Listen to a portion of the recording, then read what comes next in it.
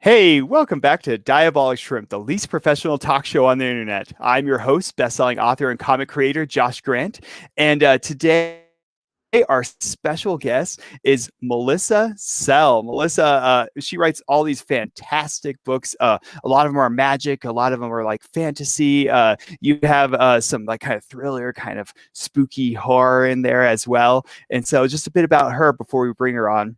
Melissa is an editor, novelist, poet, short story author, and owner of United Fatum Publishing.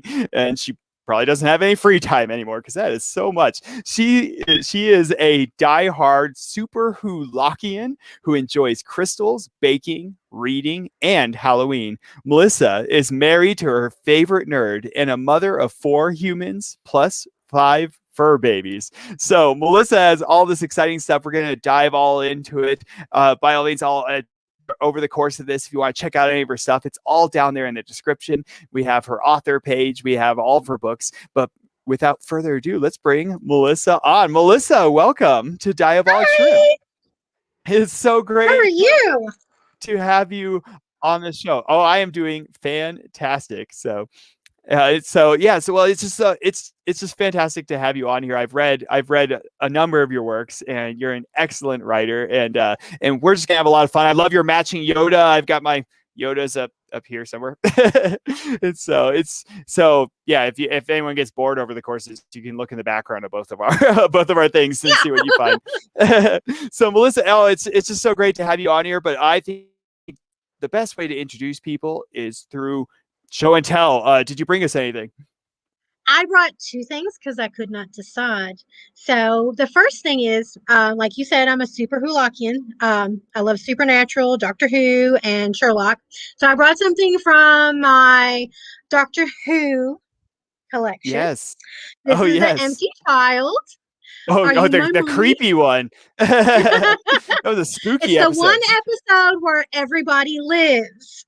So, but he is my little muse.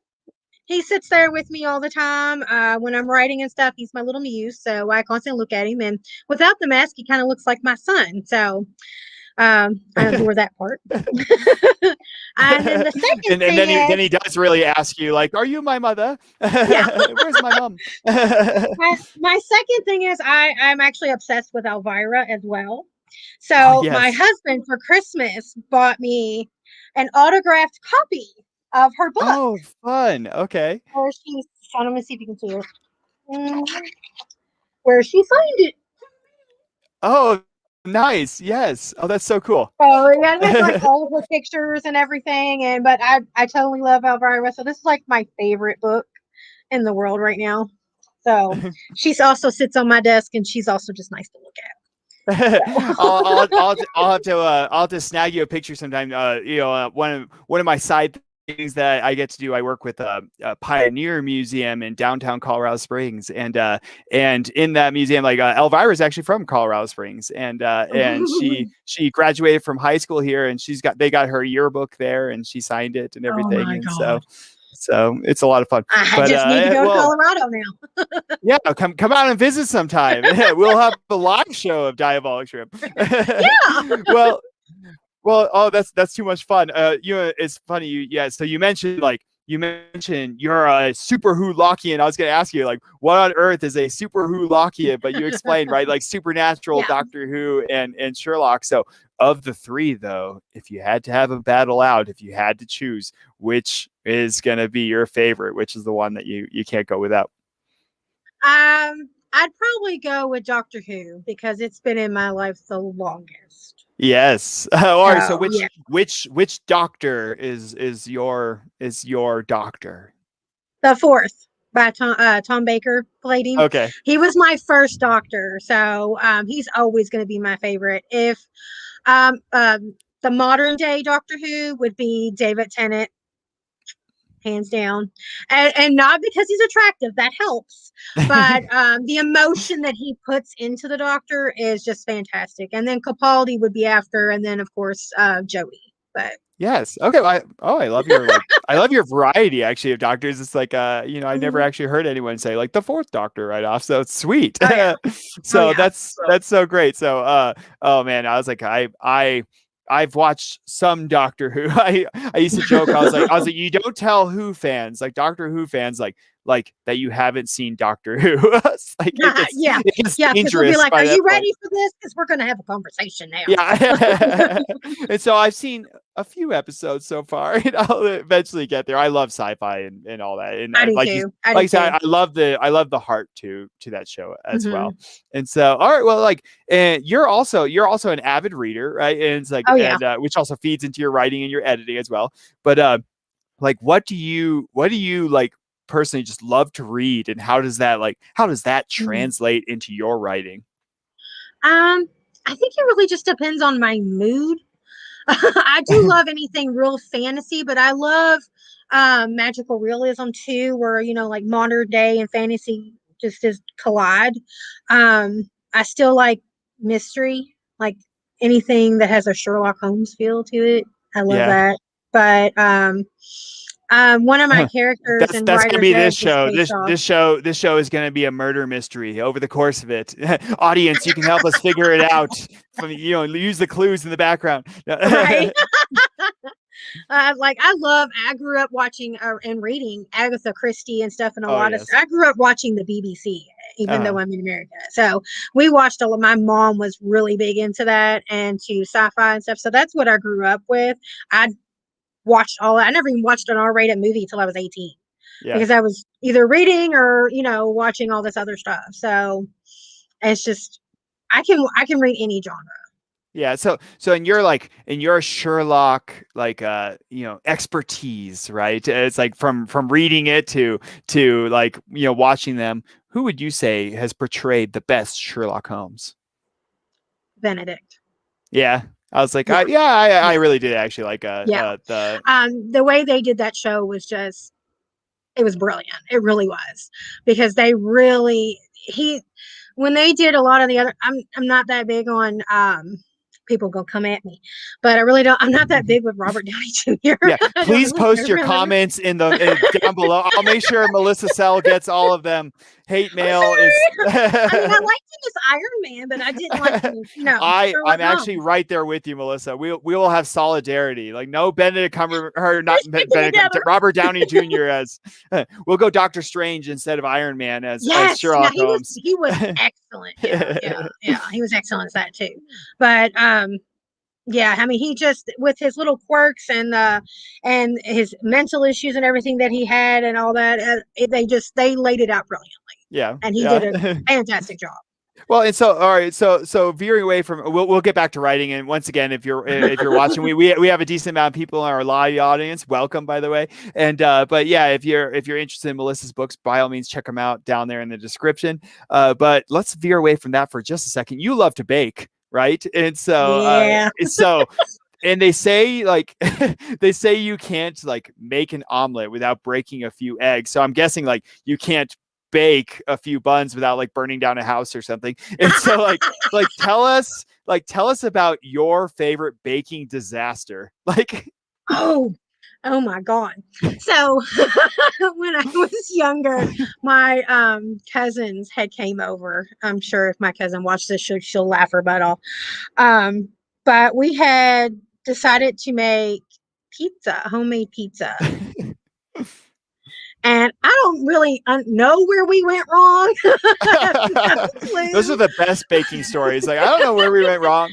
Maybe it was the 6 cups of salt. We didn't add something. I'm not really sure what we didn't add. I can't remember because this is like over 20 years ago. But oh my God, it came out soup no matter how long we baked it. It was still soupy. Like, I don't know why. We still kind of ate it with a spoon, but it was just not right. It was abomination of pizza. I'm going to start selling it. Diabolic Shrimp is brought to you by Pizza Soup. Melissa Sell and Joshua Grant bring you pizza soup. You can eat it with a spoon. It melts in your mouth. I have lunch coming up, and I think I'm going to skip it today. Thanks.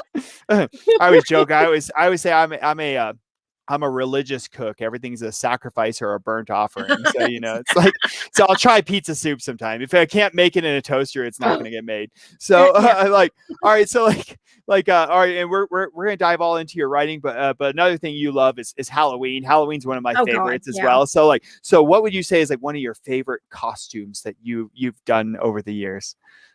Ooh, well, I'm usually either a witch or some kind of fae. So, but Me too. for the But last last 3 years, I've been Winifred Sanderson. So I think that's my favorite one because everybody recognizes her. yeah, it's like So I they were like, "Oh, look, it's Winnie."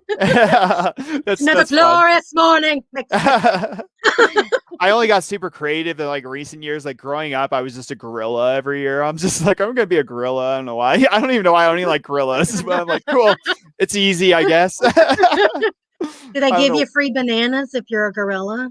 Someone did give me a banana once. I was like, I don't know if I'm supposed to eat this or not, but cool. Thanks.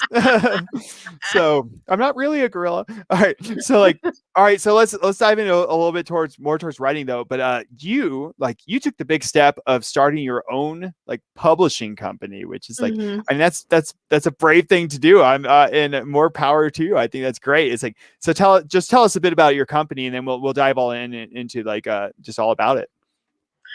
United Fatum is an independent publishing company. Right now, we're doing anthologies. We already have 3 out, Marrow, Untamed, and we have a poetry anthology out as Songs of the Rainbow. Um, but Yeah, I we're read I doing, read Untamed as well. I was like, Untamed was yes, fantastic. I loved it. I love the authors that we have been getting are just amazing, and I really want people to know their work because they deserve so much credit for the hard work that they do. And there's a lot of authors out there that are just trying out and wanting to find a place that will accept them or listen to them or give them some good feedback on what they have, which I do. If somebody asks for feedback, even if we reject your story, it's not anything personal. It just has to go with the It's flow of part the of the thing. game. So yeah, but I mean, I'm happy to give feedback on anything if they ask for it. So, but it's been around not very long. It's been, wow, it's almost been a year this year. Wow. 2020 just has me crazy. But we have another one coming out. We have a children's book coming out March 20th. Cool. Okay. That's an anthology. And do you know what the name of it's going to be yet? It's called Top Tales. Okay. And what like in general what's kind of like the theme, since anthologies tend to have kind of a theme. Is this one just like children's books, or is it like Children's geared stories for towards- children up to 10 years of age. Oh, fun. Okay. Mhm. So all right, excellent. And is it going to be like a picture book kind of thing, or? No, it's not a picture book. It's I guess you would call it more of a chapter book, even though there's no chapters. It's just Yeah, but it's like short short stories. stories. So yeah, No, that's excellent. I love that. And so my kids help pick the stories they like too. oh, fun. Okay, so you got some good like insider Yeah, knowledge, yeah, that's good. Kids are the best for that, like testing it out. they are. Like I work with like middle and high schoolers a lot, and Mhm. sometimes I'll be like, oh, I got this story idea, and they'll be like, oh, that doesn't sound great. I'm like, oh, okay, thanks for the honesty. They're so honest. Yeah, which is helpful. They really It's are. helpful. It's you cry on the inside, but it's also helpful. Yeah. That's what we tell ourselves anyways, as authors. So so your company, United Fatum Publishing, like where'd that name come from? Um, Somebody else had started the company and I took over it because she didn't Oh, want okay. to. She had started it. She said she wanted to start one, and I was like, okay, I'll help you. So I actually picked the name and did a bunch of things for it. And then she's like, I don't want it anymore. I don't want no part of it. It's yours. I'm like, hey. Cool. Okay. But I came up with United Fatum because it was it sounds so crazy. But I don't know if you've ever seen the show The IT Crowd. Oh, I love the IT Crowd. Okay, the episode where they're at the play and the guy in the audience is My talking favorite. to the audience. He says United Queendom. And I was like, hey, I can do that with Faye. United Fatum. There we go. I love that so much. I would not have known that. And that's my favorite episode of IT Crowd. So yes. Watch the IT Crowd as well. We're brought to you by the IT Yes, Crowd. I love that show. Along with like Hilarious. liquid juicy pizza or whatever. So Yeah, ironically, Don't do the pizza. Don't do the pizza. yeah, I was like, ironically, that's actually how I took over this show as well. Diabolic Shrimp, the original host is lying back here dead. I murdered him. It's part of the mystery. Now it's mine. No, Just so put him under some, um, endangered flowers. Just put yeah, him there under we the go. Yeah, there we go. so Can't so pick like it up and be illegal. so what inspired you to like just set out to like have your like independent publishing company? I mean, you kind of in a way like sort of inherited from the person you were working Yeah. with, but like what inspired you to kind of even seek that in the first place? I did work with another independent blah, blah, blah, blah, blah, independent publishing company. I promise I can talk. Um, but and she decided to take a break because it's hard. It's really hard, and when you have a family and everything too, it's hard to keep up with everything. Mm-hmm. So we took a break, and I'd already helped her and stuff with that, and I actually really enjoyed it. Um, and when the other girl asked me for help, I was like, okay. I mean, I've already done it, so I'll help this person. So, but there's so many authors out there, independent authors especially, that they don't know where to go. They don't know. They're so new to it. They have no idea where to submit anything. Mm-hmm. They don't know where to get help from. And I was one of them for the longest time until I guess like the past 5 years. You really don't know until you find a place that you can call home Mm-hmm. and people that will help you. So Yeah, I want and to. I was helped, and I want to help people. nice. I connect with you on that as well. That's kind of Diabolic Shrimp in itself too. It's like a same kind of thing. It was like as an indie author, I never expected to be an indie author, but Mm-hmm. when I became one, I was like, oh, don't really know where to go. It's kind of like this vast ocean, and that's where my idea of Right. Diabolic Shrimp kind of came from. And so, like, what would be your advice for authors wanting to get involved in United Fatum Publishing?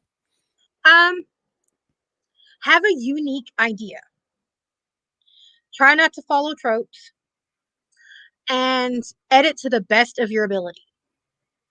Have someone you can trust that will read it and tell you the truth, and then reread it yourself again. Put it away for a while. Set that story away for a couple months. Forget about it. Get it completely out of your mind, and then go back and read it like you never wrote it. All right. And it'll look different. You can find mistakes. You'll find, things that you want to add to it. But that advice was given to me by an author when I was 19. She was a fantasy author and romance author. And that was the best advice I've ever gotten was put it away, forget about it, and then come back and read it with fresh eyes. Nice. And I love that advice because I also received that advice when I was asking when I first got out there. I was like 18 and I like wrote my first full novel and I was like so excited. I started sending it to publishers and I would Mm-hmm. never I didn't even proofread. I would never go back and even read my work. And I like just Mm-hmm. submitted it like entirely raw. And I learned a lot through that process after a while Yes. when a publisher gave me feedback and I was like, okay, that's a Mm-hmm. good idea to go back and read. So what's been like a major challenge for you like starting like or continuing United Fatum Publishing? Um, maybe mainly marketing, trying to get everybody to know that it's there, Mm-hmm. to get us more submissions. I mean, we get quite a few, but I know there's people out there that don't know about us that are a good fit. Um, there's just not a lot of when you go like on social media and stuff. You're kind of limited of what you can market Mm-hmm. until you Yep. find somebody who basically does it for a living and then you have to pay them. So I try to do stuff as cheaply as possible because I want to pay my authors as much as possible. Mm-hmm. So I try to cut back on certain things. So I have a lot of friends and writing groups and tons of author friends, and they willingly share things for me. They help get the word out and stuff, which has helped quite a bit. There's they're pretty much the reason why we've gotten to where we are right now. Nice. And that's kind of like, yeah, it is the challenge of like getting out there. That was another big thing for me, like starting Mm-hmm. Diabolic Shrimp was like I was like, oh, there's so many places, but it's like it's going to cost you an arm and a leg, and it's like I wanted Yes. to make something that was as free as I could for especially indie authors. Like mine's for also for like authors in general, but it's like but for indie authors, I just knew it's like and publishers for that matter. It's like it's hard to get all your stuff out there, and you got to It pick and is. choose sometimes. And it's like Hmm. so, and I wanted people to have their cake and eat it too as much as they can. So that's why we're doing this. And so like what like so you mentioned like yeah, for authors out there we have a good author community as well that likes to watch this as well, and especially aspiring authors too. So like Yes. what you've got like kind of a big like like author call coming, right? Yes. Or for all right, so let's talk about that. Yes. United Fatum Publishing's big author call. Our new call is going to start in April. It's not on our website yet. We Okay. have a private group of authors who are already published with us, and some beta readers. And I try to run things by them first. And one of my author friends, his name is Josh. Um, and if he's It's me. watching or anything, hi, Josh. Hi, other Josh. um, but we were brainstorming about something, wanting something unique. And birthed from that was a call called Elemental Zoological Preserve. Okay. And what it is, if anybody's familiar with Jurassic Park, you know, it's a big island, got dinosaurs on it. This is an island, and each section of the island is different, are different creatures that are endangered, magical creatures. So we have like in the lagoon, we have mermaids that are the keepers of that area, sirens that are keepers of that area, and we have endangered species of the lagoon type. I don't want to give out the whole list yet, Uh-huh. but you'll be able to pick different creatures that you want to write a story about. It has to be from the creature's point of view Mm-hmm. as the captive, or not really captive, but um, The being the creature part. essentially, Yeah, yeah. and authors will be requested to write two different endings to their stories. One where their creature dies, and one where their creature survives. Oh, interesting. So when they submit it, if we accept the story, we're not going to tell the author which ending we use. So when they read the book, they'll be That's surprised. fun. That's But it's fun. a 6-book series. So it's for all the elements: earth, air, fire, water, and spirit. Cool. And the sixth book will be the one that ends all of it. There will be an entity that kind of takes over the park, and you have to try and survive it. Cool. So, Okay. Well, I find fun about this is like I always love like doing like having like short story things like that, but how they're mm, all like connected, and that's kind of it sounds like you're kind of doing where everyone kind of yeah, they'll all writes be a piece, but connected. they're all like all connected through, and so that is too much fun. I also love that idea of like the dual storyline endings. So, Yeah. unless you accidentally pick, it's like every single one dies, and it's a really sad No. book. Well, the ones that we pick of the surviving characters, those characters will be contacted to finish out more of the story in the sixth book. Cool. Okay, so So, so it sounds like you have some authors that are already kind of signed on to this. Is like, and so mm, it's also open for people to submit, or it'll be open in April for the public. Right now, our group, okay. they get first heads up about it, and they usually give like the, hey, this is cool, or really.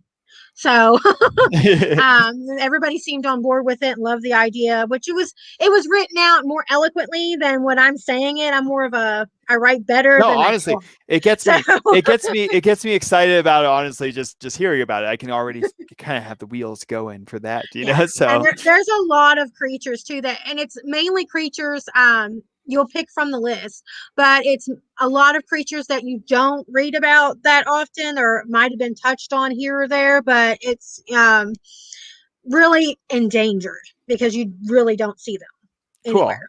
cool, cool. Some of the people were like, "What is that?" I'm like, "I'm going to show you." Nice. It's like more manticore than less unicorn, I Yeah. guess. Yeah. So Neat. Okay. Well, I just watched Fantastic Beasts and Where to Find Them for the first time last night. So It's a I was good like, movie. it's right up. I was like, right now, I'm like, ooh, animals and creatures. Yeah. So fun. Okay. Well, neat. So that'll open up in April. For our audience is watching down there in the description again is Melissa Sell's website where you can find all the links to these things. And so do check that out coming up in April if you want to be a part of that and get on her Yeah. newsletter if you want to hear about all that. So Hmm. all right, well here let's dive on into your writing for a bit since you're so great and you support all these other writers and as part of your company. And so let's dive on into well your writing and also this is also like another anthology. So Yeah. so you're here to talk a lot about Marrow, but we can Mhm. also talk about your other books. So this is three lines from the start of Marrow, even though they're all like short stories. It's this Yes. book all about mermaids. Yeah. Yes. All All right. different types of mermaids. Fun. Okay. Well, It's a yeah. Well, different take from every author of how mermaids came to be or their story, and cool. yeah. Okay. So here's the mermaids, and I'll give it my. I always do my. And then the murders began after the end of the first few lines for the fun of it. And so here we go. The mother moon cast her smile over the rippling water, her sweet glow bringing a tear to my eyes. I wanted to drink in her beauty as an ache formed in the coldest corner of my heart.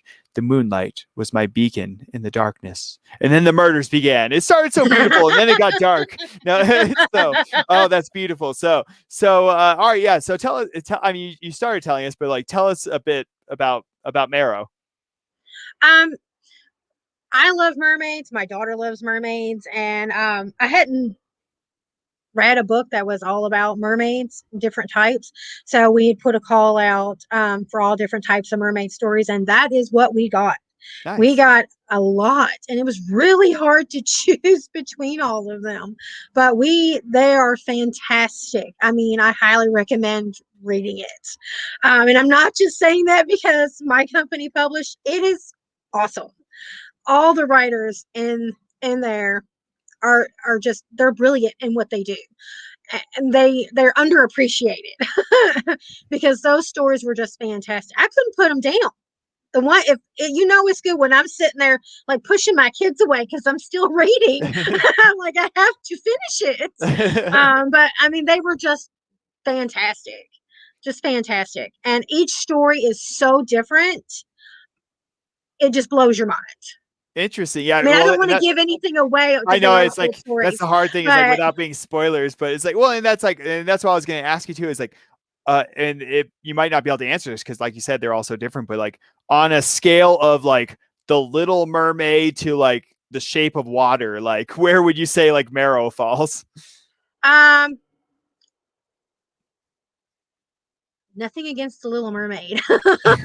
um, and I wasn't really into the Shape of Water, but it's way beyond that. It's way beyond. Well, I mean, I'm saying It's way like beyond. like what would you say it's like sort of like similar to like tone wise because you know it's like Shape of Water was a little bit like It's kind of nothing like the darker. It's Little like Mermaid. Mm-mm. okay. No, nothing like the Little Mermaid. And no, there's nothing in it that's like the Shape of Water. It's all about mainly, um, like my story is my take on how mermaids came to be, how they Uh-huh. were created. More like a Um, mythology. yeah. And there's a couple other that are like that. And then there's another fantastic one that is one that's hiding in plain sight that you don't know is, but actually It's you. It's you. We solved the mystery finally. Like Sherlock Holmes. You're the mermaid. Or I I really am. don't I'm want not to give sure. anything away. It's just Yeah. No. Okay. That's exciting. if So you like love mermaids, you will love it. nice. And would you say like a lot of them because you know they're all going to be different. It's a Oh short yeah. story anthology, but like would you say like some like a lot of them dive into like the dangerous mermaid aspect, or a lot of them dive more into like the magical mermaid kind of aspect? A little bit of both and Interesting. some, but it's more magical, I'd say, than danger, except for maybe one story in particular. But I'm not going to mention which one. Okay. All right. Yeah. I was like, well, because I was like, what surprised me, like growing up, I said growing up, I only had like the idea of like, oh, Little Mermaid, that's a mermaid, right? And then it's like as I got older, when I actually learned a lot of actual like mythology and Hmm. things, it's like, Yeah. oh, mermaids are actually scary. A So little bit. Yeah. yeah, so it's like it was just that was just always interesting to me, just like to see what people come up with and their views And on there's different types of mermaids. it. So So, like yeah. all right, so like we had different authors like submit these, so it's like, and you said you couldn't put them down, so this is gonna be hard, and Mhm. I know it's like, but it's like looking at like putting this together, like which one of these kind of gave you the most joy of all these stories?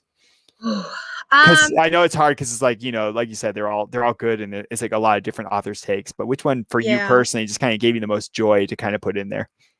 Oh my God. Gonna make me choose something, and they might be watching. I'm like, Well, it's not a bash on anybody's thing. I'm saying like joy. I mean, because everyone evokes different emotions. So yeah. which one brought you joy? Um, Or what's one of them, I should say. It's not like the only one. Vonnie Winslow Christ's story. Hers is the first story in it. Okay. And it was the first one that I accepted. And I was just like, yes. When I Awesome. read it, I was like, yes. Loved it. I was just like, where has she been? I just that one, yeah, that one got me really excited. So I want to see yeah. that. I want to see that review on Amazon, like Melissa Sell. Yes, capitals. It's all right. So like, you personally, it seems like through a lot of your writing and stuff, kind of seem to love like fairies and mermaids and that kind of like brand of fantasy, right? It's like kind Yeah. of like magical feel. And so, like, Mhm. what inspired your love of that in the first place? Um, I really don't know. It's just always been there. I don't, maybe it's my Irish blood. Yeah. Is that a thing? Could that Yes, be I it? think that is. But I think it had probably has something to do with that because I've always felt a call to like Ireland and stuff, and my father's side of family, they're all my ancestors are from there. So, but I've always just been fascinated with fairies and like all the stories and folklore and everything. And since I was knee high to a fairy, um, I just always everything Tinkerbell, love Tinkerbell too. It's just I don't think there was a time I didn't like them. So, I agree. Well, I was like, well, give her with that Irish blood. Give in the comments, you can give Melissa Sella a sluncha macara down there, and cheers to her. And so I started reading. Your work. Gosh, it was back with even like Chronicles of Fae, and I think even before that, I read one too. It's like so like I mean, and like Chronicles of Fae is excellent as well. And so like how would you say your writing has kind of changed since then or changed over time? um, I think it came with maturing because when I first wrote Chronicles of Fae, I was early 30s. I'm not going to tell you how old I am now, but I was early 30s. Mid And 30s. it was before kids and everything. And it was something I wanted to write, but after they were published and everything, and I went back over them, I felt they needed something else. There was like something missing. So it's so funny because one of my closest friends, she asked me, why don't you change it to first person? Like, that's a lot of work. Mm-hmm. And she's like, yeah, but I think it would be better if it was in first person. So that's what it is now. Oh, cool. Okay. And So it took a lot, and it's still under editing for that, but they'll be out later this year. nice. But Okay. Awesome. Because um, I really loved like Chronicles of Fae in that series. And so and we'll get a chance to read a little bit from Chronicles of Fae in just a couple minutes. So stick around, audience, and check it out. So if you had to choose, which of your books would you love to see brought into a different medium, like whether it's like comics and movies or video games, like which one, if you had to choose, would you love to see brought into some sort of different type of medium than books? I would love to see the Chronicles of Fae as a Netflix series. Ooh, cool. Okay. Yeah. So I Yeah. can And actually, actually, a buddy of I mine honestly and can I see have that. been talking about that, about maybe doing independent film, making Mhm. it like a little thing and seeing if we can take it to a festival or something. And Oh, that'd be yeah, cool. Honestly, no, I think it would actually like that would actually really fit. I could actually see it. So that'd be really cool. So like what is like so for you like you kind of gave some advice earlier, but I guess we can expand on that in writing in general. What is one piece of like walk away writing advice for aspiring authors out there? Because we actually do have a decent amount of like young authors that watch this or mhm. aspiring authors. So what's your one piece of walk away writing advice for them? Don't stop. No matter what anybody says, don't stop, because there's always going to be somebody that doesn't like your work. You can't, 100% guarantee everybody's going to love it. So, one bad review or one person saying, nah, it's crap or whatever, don't listen to them. Keep going. Or in Don't my case, stop. if the only reviews you're getting are all bad, just keep going. Keep going. That's my Hey, book. there's no such thing as I'm bad joking. publicity. It's still publicity. So, It's true. So that's what we tell ourselves when we bake that like liquid pizza. mhm. Because you So, can always get better. You're always going to get better because mm, it's literally with practice, it gets better. true. Practice makes perfect. True. So, I mean, yeah, you'll always get better So all the right, more so you do what it. like for you like jumping away from your own writing, like what would be an existing franchise, whether it's video games, movies, or books, like what would be an existing franchise that you would love to write a story in if they asked you to? Oh, do we not know where this is going? It's going to be Doctor Yes. Who. Oh, I would all right. love to write an episode. That would be Yeah. awesome. Oh yeah. Yeah, So I'd which love that. what would happen in your episode? Oh my God, I don't know. You're I on have the to sit down spot. and think about it now. Yeah, sorry. You There don't would be have so much. Oh my to. God. So would you Nobody's going back in time to visit any dead relatives, though. So, yeah. Would you go with the current doctor or would you pick like a different one? I'm not sure. I love Jodie. I mean, if she's still there, but she's going to be leaving soon, so I don't know who they're going to have as the new doctor yet. But because this is upcoming season is her last. But honestly, I'd like to see Moss from the IT crowd. Yes. I just want Oh to see how that goes. I my think that would be great. But I want him just as Moss. I could see Like that. I could see him just do that that. way. It is kind of Doctor Who, you know. And so, all right. he's, So, he's so funny. last big question before we jump into to reading some pages because I want to show off your work because it's so good. It's like what's some behind the scenes bit about your books? Like, is there anything in your books that I guess like didn't make it in, or like you or is there any like interesting thing that led into like you making a certain scene? So give us the behind the scenes look. um, with the new trilogy and stuff that's coming out, a lot of it does have deleted scenes. Because when I did first write it, it was had to be a certain word count because independent publishing was so new, Mhm. so it had to be a specific word count that you had to use. So of course now there's no limit. It can be as long as you want. But I will say, if you read anything about food in any book that I have, it's because I'm hungry while I'm writing that scene. I And love I that. don't know what I want to eat. So I'm playing it out in the story to see what I want. It's ridiculous. You know what? um, I think I'm gonna just start throwing that into my books anytime I'm hungry. I eat a lot of Panda Express, unfortunately. So it's like oh it's my. all just gonna be like, like, and then he went to Panda Express in this fantasy world. Character flaw. Oh, that's fun. Okay, well, that's too funny thinking back now, actually, to your writing. And so it's like now I'm going to now it's making me hungry, actually. It's like I said, Well, it's gonna be lunch there's soon. a scene in my book Writer's Edge that has like a whole buffet. and I'm listing all the foods that they're eating, and it's like this little party and stuff. And I finished the scene. And I said, okay, I have to eat now because I'm That's just, how and you a know you lot of wrote people it. said it made them hungry, You and I'm wrote like, it I'm so well. sorry. You wrote it well. It made you hungry yourself. So okay, well, so all right, so let's dive in. We got a couple of pages from Chronicles of Fae, yeah, and Mhm.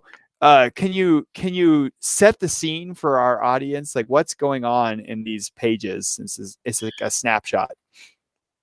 So right in this scene is about Kesta and Karis, and they have. This is later on after they find out their destiny and their heritage, and they're working on figuring out their powers. They don't know what their powers are, how to use them, or absolutely anything about it. And Kesta came up with the idea of just jumping into battle and seeing if it kicks in. So, as I promise, I write better than I actually speak. Oh, you speak Um, excellent, so you're right even better. as they're in the battle, the wolves in this story are as large as a school bus, so they're recognized because the wolves smell them and realize what they are, and so they charge at them, and that's when Karis's powers actually kick in. So groovy. So Okay. So, and we get that cool actiony moment in that wow moment when the powers kick in. So how yes, would you like to do this? I can narrate and you can play both Kesta and Karis if you like. yeah, I will be the sisters. All right, groovy. So Melissa Sell, formerly or Melissa Sell, now Kesta and Karis, me, the omnipotent narrator, and here we go. Scene. Karis went through every curse word as we slowly stepped backward. What do we do? She asked in a panic. I don't know. The wolf charged at us, then leapt into the air higher than I imagined any wolf ever or could ever do that size. Karis screamed beside me and threw her hands up as I fell backward and covered my face in my hands. I waited for the crushing impact, but instead heard a crack and an agonizing whimper. I peeked through my fingers in time to see the wolf fall to the ground. Karis was still standing with a look of wonderment. We were encased inside a giant pink-tinted dome. I couldn't hear the battle anymore now, and several undead creatures were slapping at the dome. It shocked them, and they jerked back as they circled us. What did you do? I asked, getting up. Karis shook her head and looked at her hands. I don't know. My hands just kind of tingled and boom went the pink umbrella. I could hear a hum emitting from it as I got closer, reaching out, intending to caress it, but being surprised when my hand went through instead. A sensation of pushing against a water current traveled over my hand and up my elbow. I wasn't shocked like the creatures were, but still brought my hand in quickly as another wolf approached. I hope this thing lasts long enough for us to figure something out. Karis gulped. Oops, sorry, turning the page. So Very impressive. I told her. She gave me a nervous smile. Not sure if I could do it again. The wolf sniffed the dome, smacked it with his paw, and its nails made a loud screech inside the dome. I cringed with the ear-piercing sound. Shoo! I said to the beast using my best stray shooing hand motion. I sucked in a breath, and then the wolf went flying backwards so far it crashed into a corner of the castle. The dome flickered. Two other wolves howled and rushed at us. A panic gripped me. My arms shot out, and I pointed at one beast as he crushed all the elves in his path. I didn't speak. It just envisioned him disappearing. With this, the beast went up in a lilac flames. The remaining wolf stopped, hunched down, and just growled before quickly retreating into the forest. In the same moment, the dome disappeared with a popping sound. It was now sink or swim. The undead were in full run toward us. Something happened to Karis and I, something I cannot explain. Whether it was years of suppressed heritage or the spirits of unknown ancestors taking over, I don't know. My body reacted without the use of my mind in a second nature performance. Plan A had come to fruition, and it was a surreal moment, allowing myself to trust instincts I never knew were there. A backhanded arm a backhanded arm sweep sent the undead flying back where they started. Karis twirled her finger, and several creatures were caught up in the pink-hued twisters and carried away. The warrior elves had gathered behind us as Karis and I walked further into the battlefield, sending creatures flying, burning under pastel flames, and even opening a crack in the earth for them to fall through. We were their nightmare now. The elves defended us from sneak attacks while we punished those who would directly attack. Before long, the only ones who stood were us and the remaining elves. Those who hadn't perished retreated into the forest. The elves thanked us by kneeling in unison, fists over their hearts, before returning to the castle. My wrist burned, and I quickly checked it, thinking I had been stung by a bee of all things. Oddly, I noticed a tattoo on the underside of my wrist just below my palm. It was a dragonfly. It was black and throbbing. Karis walked over to me and showed the same mark on her. I looked around and saw Petrie rushing to our side. Our wrists would wait until later. I wanted to leave, and our elven Uber was approaching. And scene. Yes, I love this is what I love about that scene, about just that book series in general, is just the like the magic of it and the discovery of it, and it's just so well described, and in a good way. It's like, it's like some people don't like description. I like description, but you just have such a great balance of description in there that just keeps that flow going. So, Thank you. it's a good series. I'm looking forward to yeah, it was just interesting to me, to read it again, and see that first person perspective. So I'm liking it. So I'm looking forward to seeing the series when it's re-released. And so, yes. All right, Melissa, I mean, we're starting to run out of time here. So I love all your books, and I'll talk all day about them. But how can we support you, as an author community? You're so supportive to authors, especially indie authors. So how can we support you? You can go to United Fandom's Facebook page and you can follow. You can go to my website and sign up for my newsletters. I'm all over social media. I actually have a TikTok as well. You can find the link of that to my on my website. And there is right now, it started today. If you follow, and tag a friend on my TikTok post, you enter to win a free copy of Marrow. Ooh, cool. So get over yeah, definitely. And so, yeah. And once again, all Melissa's books and her website are down there in the description. United Fatum Publishing. If you have a good story idea and you just feel like they'd be a good fit for you, go check them out. Especially with new anthologies coming up, you definitely want to be a part of that. Like I said, in April, which is exciting. So groovy. Well, Melissa, thank you so much for being on Diabolic Shrimp. We'll hopefully get a chance to get to check in with you in a couple months and get you back on the show.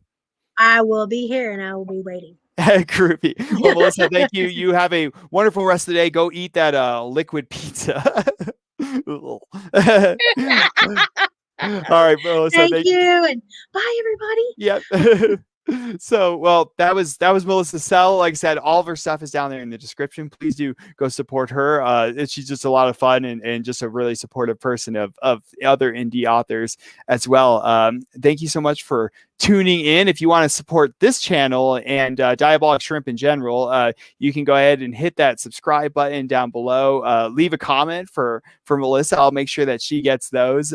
Come check out our website or buy any of my books, Josh Grant's books or comic books. A portion of the proceeds I get from any of this, I put towards universally good things like planting trees or childhood disease research or breaking the poverty cycle. So you'd be helping out the world as well. But thank you so much for tuning in. You have a wonderful night. This has been another Diabolic Shrimp. Have a good night.